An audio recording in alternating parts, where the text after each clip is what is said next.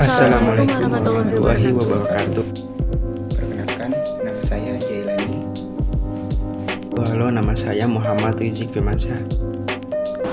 Saya Silia Rona Zalfa. Kami dari kelompok 10 ingin menjelaskan tentang kepailitan dan penundaan kewajiban pembayaran utang atau disebut PKPU. Pertama, saya akan menjelaskan tentang kepailitan. Apa sih yang dimaksud dengan kepailitan? Menurut pasal 1 ayat 1 Undang-Undang Nomor 37 Tahun 2004 tentang kepailitan dan penundaan kewajiban pembayaran utang atau biasa disebut dengan UU Kepailitan. Kepailitan adalah sita umum atas semua kekayaan debitur pailit yang pengurusan dan pemberesannya dilakukan oleh kurator di bawah pengawasan hakim pengawas. Dari definisi tersebut terdapat beberapa pihak yang terlibat dalam suatu proses kepailitan, yaitu yang pertama ada debitor.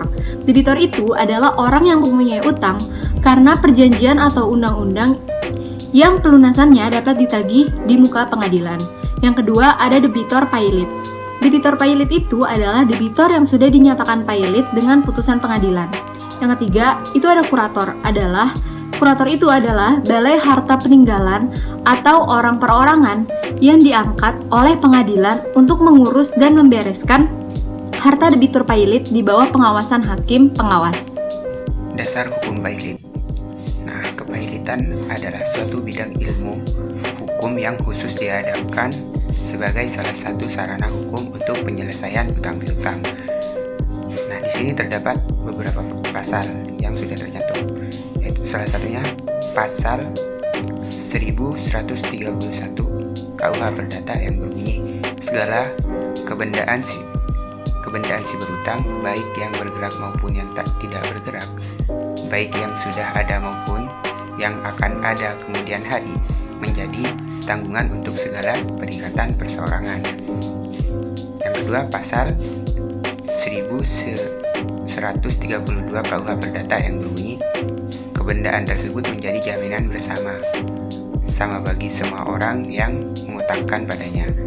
Pendapatan penjualan benda itu dibagi menurut keseimbangan, yaitu menurut besarnya, kecilnya piutang masing-masing, kecuali apabila di antara para berpiutang itu ada alasan-alasan yang sah untuk didahulukan.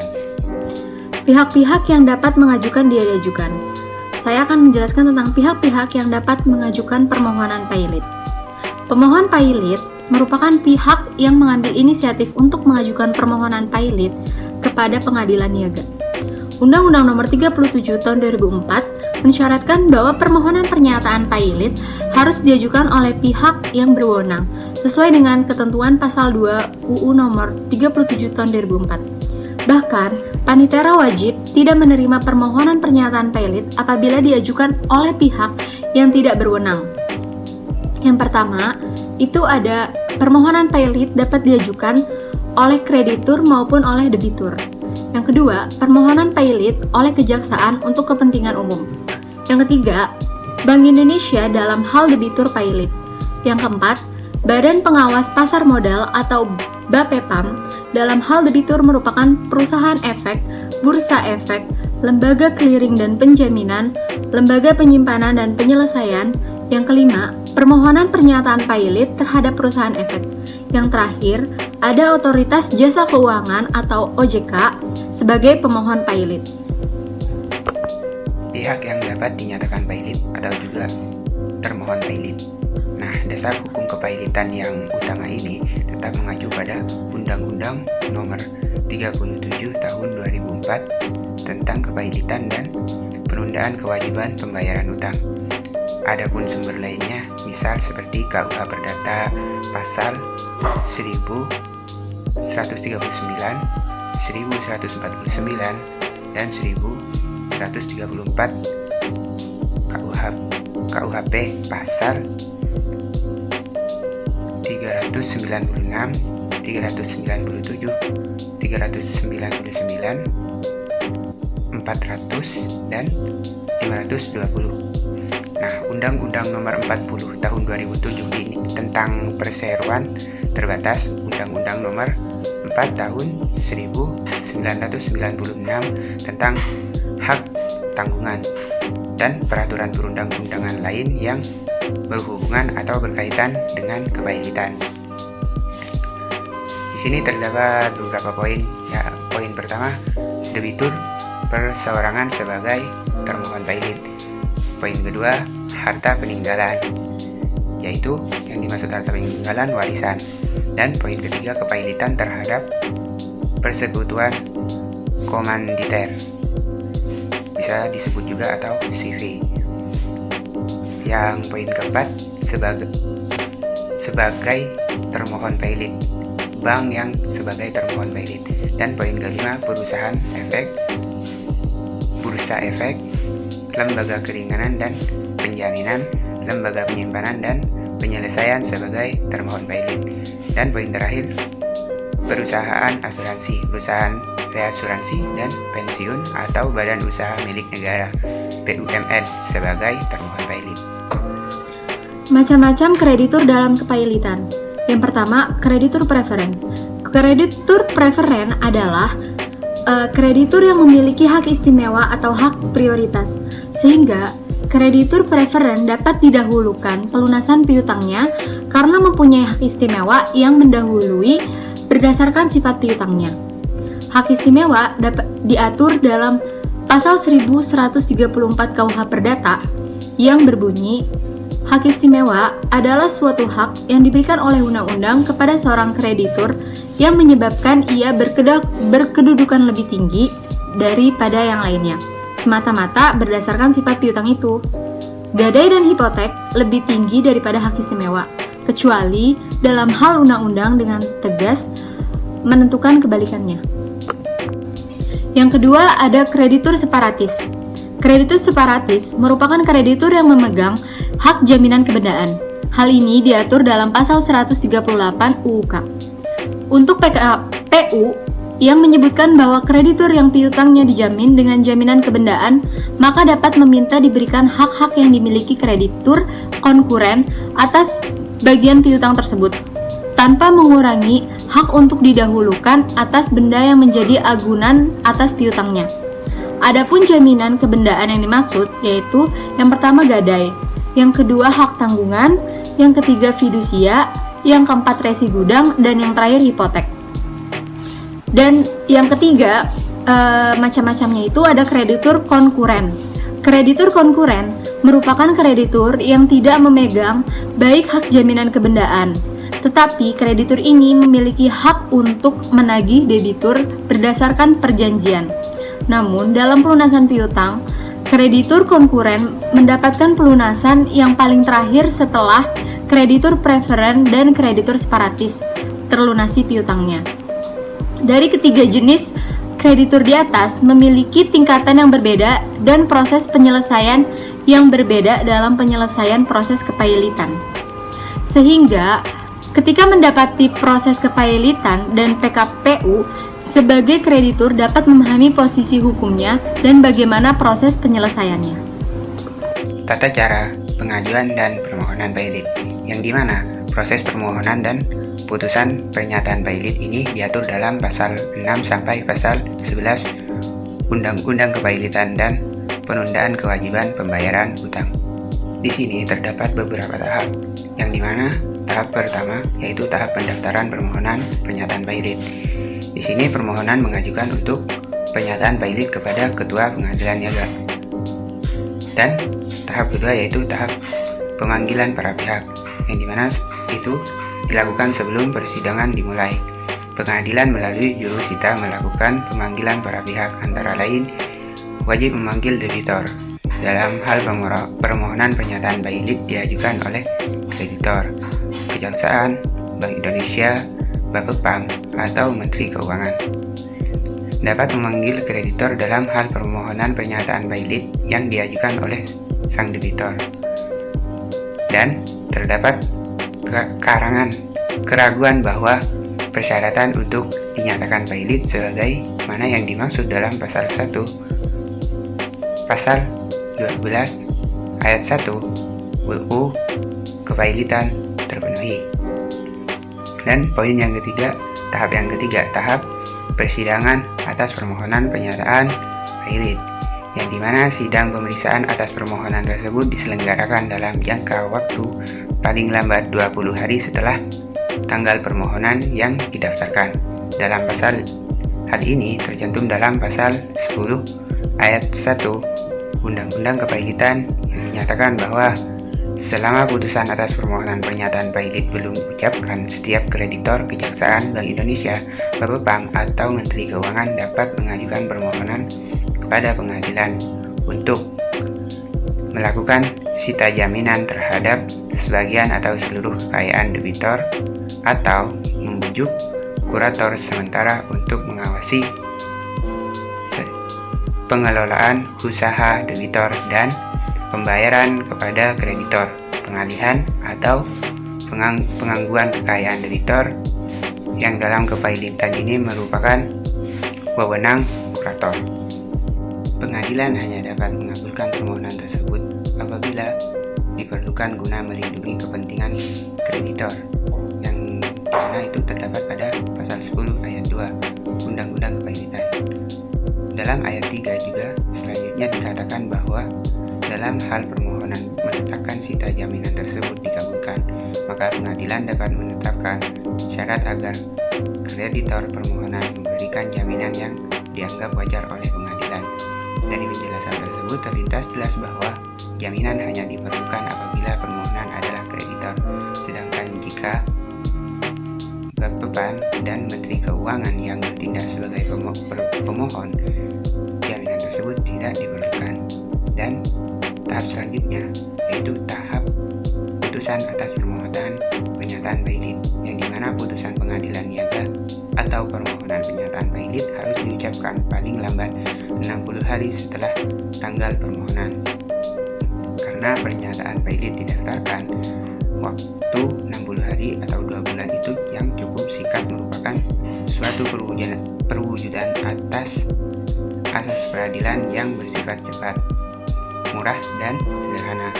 Nah, putusan atas permohonan pernyataan pailit ini wajib diucapkan dalam sidang terbuka untuk umum dan wajib memuat secara lengkap pertimbangan hukum yang mendasari putusan tersebut.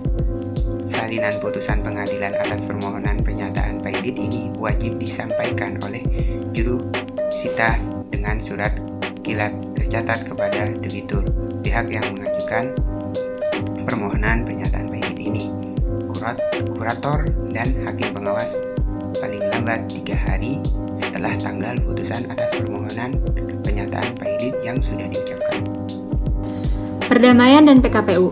Dalam pasal 1851 KUH Perdata diatur bahwa perdamaian adalah suatu perjanjian dengan mana kedua belah pihak dengan menyerahkan, menjanjikan atau menahan suatu barang, mengakhiri suatu perkara yang sedang bergantung, ataupun mencegah timbulnya suatu perkara. Dalam ayat 2 dalam pasal tersebut dikatakan bahwa perjanjian perdamaian tidaklah sah jika tidak dibuat secara tertulis. Dengan kata lain, yang dimaksud perjanjian perdamaian ialah perjanjian yang harus dibuat secara tertulis jika ingin mempunyai akibat hukum sebagaimana diatur dalam perundang-undangan. Dalam Undang-Undang Nomor 37 Tahun 2004 tentang kepailitan dan penundaan kewajiban pembayaran utang menerangkan bahwa rencana perdamaian meliputi tawaran pembayaran sebagian atau seluruh utang kepada kreditur. Dalam rencana perdamaian dapat disampaikan beberapa usulan dari debitur, antara lain, yang pertama, memperpanjang waktu jatuh tempo, yang kedua, menghapus penalti, yang ketiga, pengurangan tingkat bunga, yang keempat, pemotongan pokok, yang kelima, konversi utang-utang menjadi saham, yang keenam, penerbitan instrumen utang yang dapat dikonversi, baik berupa opsi maupun berupa wajib. Yang ketujuh, hak membeli atau call option atas utang. Yang terakhir, penggabungan yang di atas. Penundaan kewajiban pembayaran utang atau disebut dengan PKPU. Dalam Undang-Undang Nomor 37 Tahun 2004 tentang kepailitan dan PKPU, pada pasal 222 ayat 2 disebutkan bahwa debitor yang tidak dapat dan memperkirakan dapat melanjutkan membayar utang-utangnya yang sudah jatuh waktu dan dapat ditagih, dapat memohon penundaan kewajiban pembayaran utang dengan maksud untuk mengajukan rencana perdamaian yang meliputi tawaran, pembayaran sebagian atau seluruh utang kepada kreditur.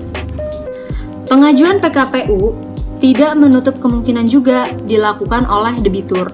Umumnya debitur mengajukan PKPU apabila kreditur telah mengajukan kepailitan terhadap debitur kepada pengadilan niaga.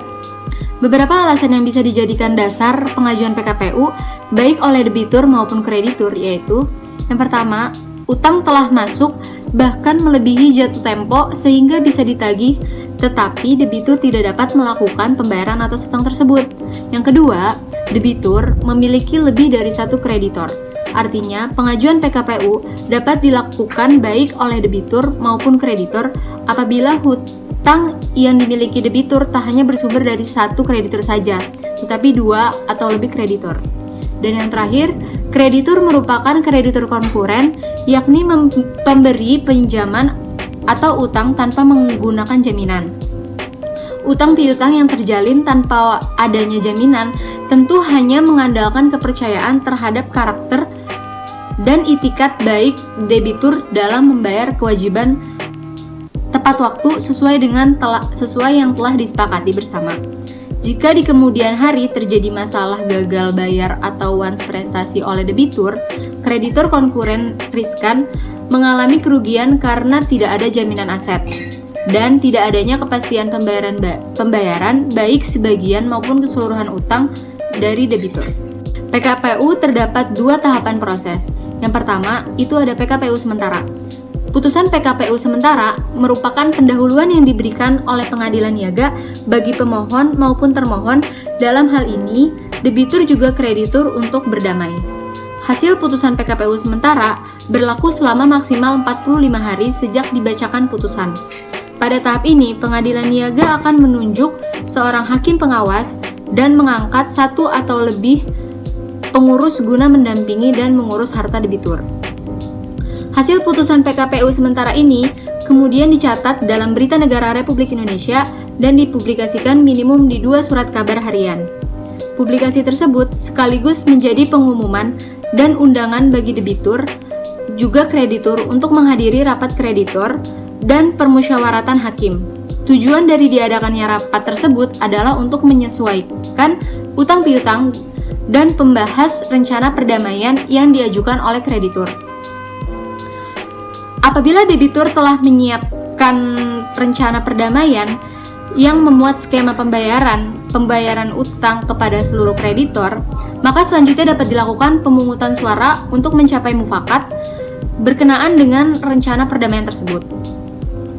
Namun, jika debitur belum menyusun rencana perdamaian sama sekali, maka dapat mengajukan permohonan perpanjangan waktu memulai PKPU tetap.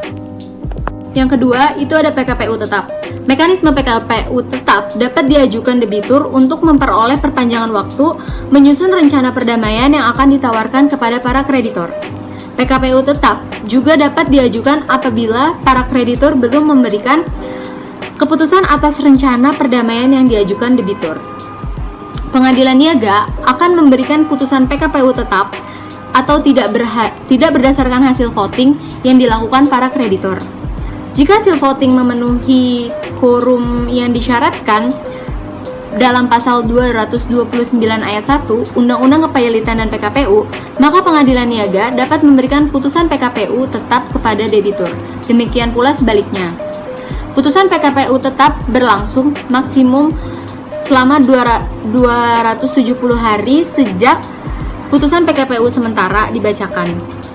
Namun perlu diingat bahwa jangka waktu tersebut bukanlah batasan waktu bagi debitur untuk menyelesaikan pembayaran utangnya kepada para kreditor. Perpanjangan waktu yang diberikan pengadilan niaga tersebut untuk merundingkan dan membahas rencana perdamaian di antara para pihak. Apabila setelah diberikan perpanjangan waktu melalui putusan PKPU tetap belum juga tercapai kesepakatan di antara debitur dengan kreditur terkait rencana perdamaian yang ditawarkan, maka pengadilan niaga akan menyatakan bahwa debitur pailit. Kasasi. Upaya hukum kasasi atau kasati ini merupakan lembaga hukum yang dimana dilahirkan di Prancis dengan istilah kasasen dan berasal dari kata kerja kasar yang berarti membatalkan atau memecahkan. Nah, kasasi adalah salah satu tindakan Mahkamah Agung Republik Indonesia sebagai pengawas tertinggi atas putusan-putusan pengadilan lain. Akan tetapi, tidak berarti merupakan pemeriksaan tingkat ketiga. Hal ini karena perkara dalam tingkat kasasi tidak diperiksa kembali seperti yang dilakukan judex facti, tetapi hanya diperiksa masalah hukum penerapan hukumnya. Nah, upaya kasasi ini merupakan hak yang diberikan kepada terdakwa maupun kepada penuntut umum, berbarengan dengan hak mengajukan permintaan kasasi yang diberikan undang-undang kepada terdakwa dan penuntut umum. Dengan sendiri hal itu menimbulkan kewajiban bagi pejabat pengadilan untuk menerima permintaan kasasi tersebut dan tidak ada alasan untuk menolak apakah permohonan itu diterima atau ditolak. Bukan wewenang pengadilan negeri untuk menilai. Sepenuhnya itu menjadi wewenang Mahkamah Agung. Dasar pengajuan kasasi ini diatur dalam pasal 244 KUHP, yang dimana terhadap putusan perkara pidana ini diberikan pada tingkat terakhir oleh pengadilan lain selain dari Mahkamah Agung. Terdakwa atau penuntut umum dapat mengajukan permintaan pemeriksaan kasasi kepada Mahkamah Agung kecuali terhadap putusan bebas.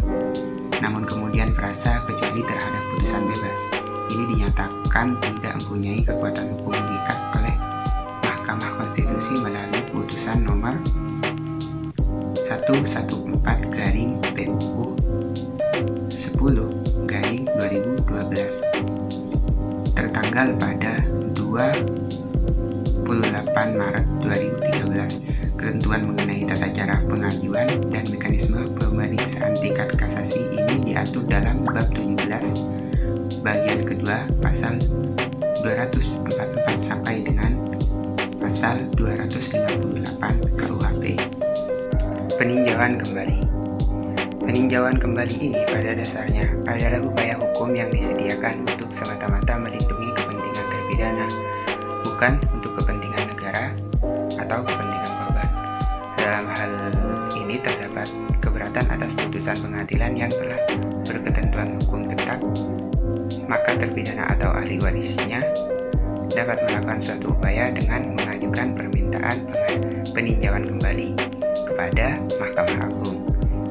Namun menurut pasal 268 ayat 3 KUHP, pengajuan peninjauan kembali tersebut dibatasi hanya dengan dapat diajukan satu kali untuk perkara yang sama yang telah diputus, sehingga perkara yang sudah keluar putusan dari peninjauan kembali tidak boleh diujikan kembali.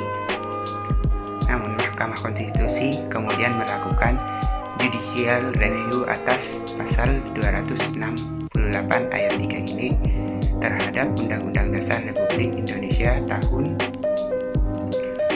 1945. Peninjauan kembali dapat dilakukan lebih dari satu kali setelah adanya permohonan judicial review yang diajukan kepada Mahkamah Konstitusi. Setelah adanya putusan MK nomor 34/PUU 11/2013, maka pasal 268 ayat 3 KUHP ini tidak lagi memiliki kekuatan hukum mengikat. Dengan demikian, peninjauan kembali sebagai salah satu upaya hukum luar biasa dalam perkara pidana dapat dilakukan lebih dari satu kali. Putusan MK nomor 34/PUU 11/2013 ini sontak menimbulkan pro dan kontra di kalangan masyarakat. Di satu titik ada pendapat yang menyatakan bahwa PK lebih dari satu kali ini merupakan upaya untuk hak masyarakat beberapa istilah yang berhubungan dengan kepailitan. Poin pertama, action in Pauliana, suatu upaya hukum untuk membatalkan transaksi yang dilakukan oleh debitor untuk kepentingan debitor yang dapat merugikan pihak kreditor. Poin kedua, argumentum a contrario, suatu penafsiran yang memberikan perlawanan pengertian antara peristiwa konkret yang dihadapi dengan peristiwa yang diatur dalam undang-undang. Poin ketiga, Boedel, harta peninggalan, harta pusaka, harta warisan. Poin keempat, debitor, yang dimana orang yang mempunyai utang karena perjanjian atau undang-undang yang pelunasannya dapat ditagih di muka pengadilan insolvent. Poin kelima, insolvent, ini tidak mampu membayar. Poin yang keenam, kasasi, berasal dari kata kasar yang artinya memecah.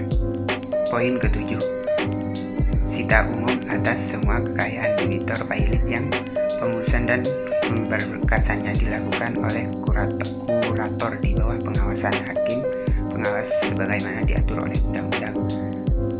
Poin ke-8, yang dimana pembayaran dilakukan beberapa waktu setelah barang diserahkan, tergantung pada waktu yang diberikan si penjual.